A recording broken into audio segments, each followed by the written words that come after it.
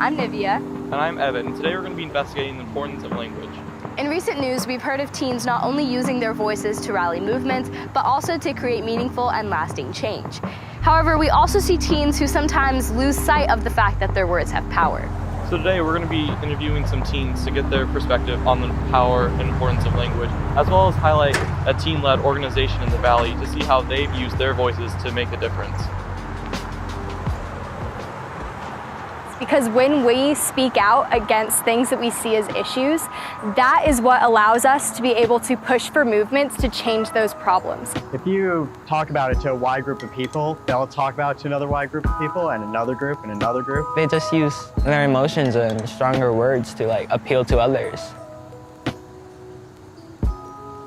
They take for granted what their words mean a lot of the time. We need to recognize the power that our language has, that even though we're teenagers and we may not have the ability to vote or some of these other responsibilities that adults do, we are becoming adults and we need to act as such.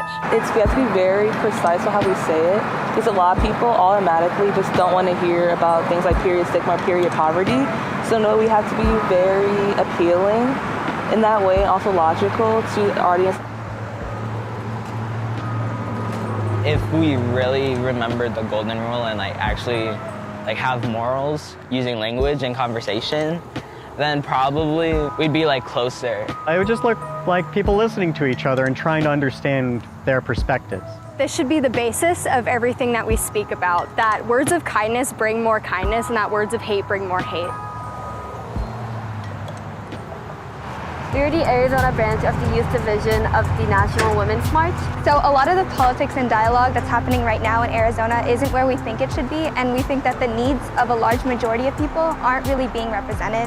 We are looking currently to increase access to menstrual hygiene products in Arizona. So we're hosting the period rally on October 19th, and we're going to have a lot of speakers there and legislators there, and that's all about just proving that menstrual products for all menstruators is a human given right. After interviewing both students and the Youth Empowerment Organization, we learned a couple of things. The first thing we learned was that we as teens need to better understand the impact and power of our words. That means thinking before we speak, whether that be in a small group setting or in a more public space. Regardless of the environment, we need to understand that only by first recognizing the power our words have can we actually create positive change in our community. Another thing we learned was the importance of respectful dialogue. In order to create lasting, meaningful change, we need to first respect the person we're having this dialogue with. And it's only through this respect that we're able to create change that lasts in our society. So we encourage you to speak confidently, Speak respectfully, and live golden.